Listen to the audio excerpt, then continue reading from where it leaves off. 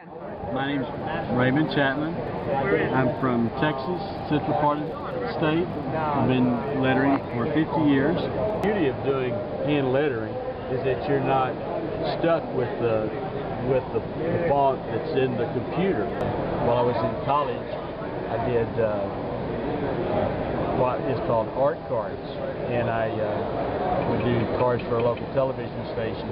And that was before computers and so forth, and everything that you saw for the local news and local advertisements, local commercials were done on small 11 by 14 show cards, vast, and had to be colorful and high contrast, but the lettering was very small, sometimes a half an inch or 3/4 of an inch.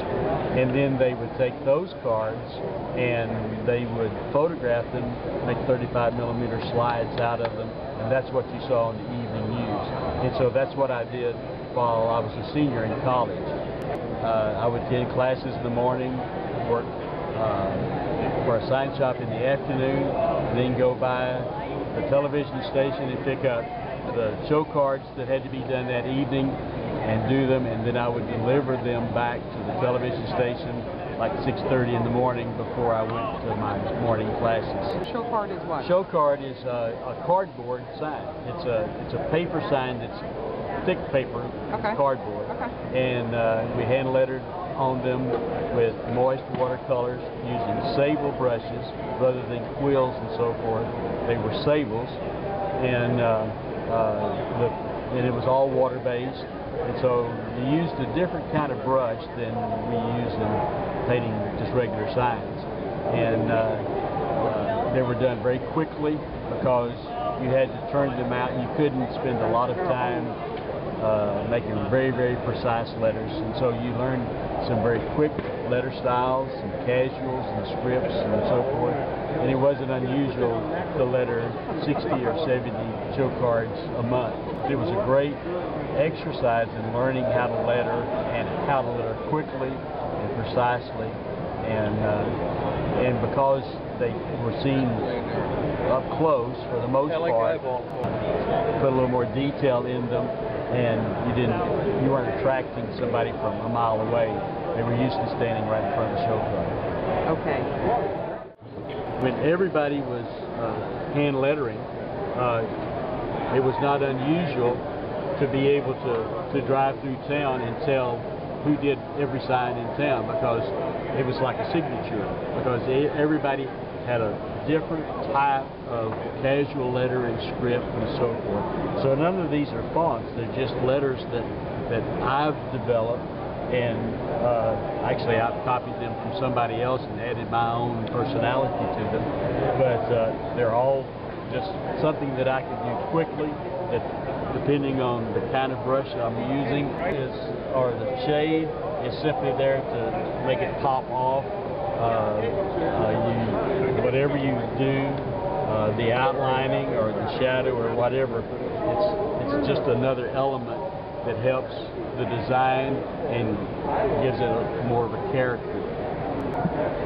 Just exercise that I did here, but it's more indicative of the old style art show cards that we used to do, because it has a lot of negative space in it. It's broken up into various what we call copy blocks. Just very small lettering. You could do it very heavy and bold or very thin. This is just what I call a casual letter. It's slanted. You could also do it vertical. Again, you could stretch it out or make it very condensed. This is a script. It can be done very heavy, or with just the tip of the brush, you can do it very lightly.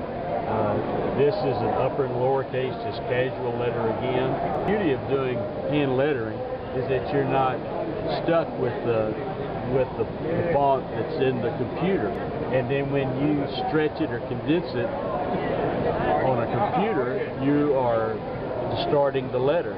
But when you do it with a brush, you actually construct the letter so that even if it's very condensed or very extended, you still are keeping the character of the letter intact, and you're not distorting it. I always tell everybody that I've never had to work for a living because I enjoy what I do so much. That if you do enjoy what you do, it's not work, and so you don't have to get up dreading. I enjoy the creative part, and I enjoy building things and working with my hands and all of that. My degree, I have a bachelor's degree, BSED in education, and my major was biology, which has nothing to do with design work whatsoever.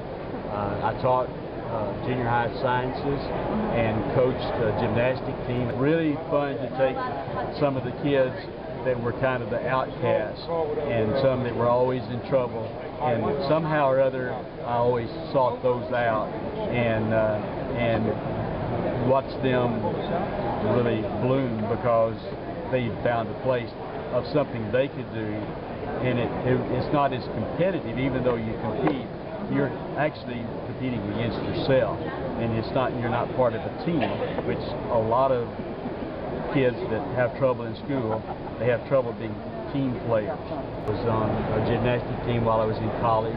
You were on a gymnastic team? Oh, now we're getting somewhere. Wait a minute. Let's go back to gymnastics. Okay. Okay. I guess tumbling would have been the part that I liked. Go for it. Front handsprings, back handsprings, and back flips, and forward flips, and cartwheels, and things like that. There's different apparatus, rattle them off. Parallel bars, and the rings. I have to ask, do you still do anything on that? Sure. What do you mean, sure? I can still do the cartwheels and the forward flips and back flips and handsprings and things like that. At 63 years old, it's hard to get out of bed the next morning because you probably pull something in the process. But if you knew there was someone that was interested in learning the art of lettering, hand lettering, what would be the most important tools that they should acquire? I would suggest that you begin with sable brushes because you can use water-based paints, and then you don't have the toxic things and sticky and messy and smelly and all that. You're going to be using enamels or some type of paint like that for, say, vehicle lettering. But at least to practice, you can practice with almost any kind of paint, even house paint, latex paints. More than anything, I think you have to develop the patience to just go over and over and practice and practice and practice, because that's what it takes. I would just start with, there's a speedball lettering book that's available. I would get that and just try to copy. It's just catch the spirit, wet a brush. It's just a matter of doing it.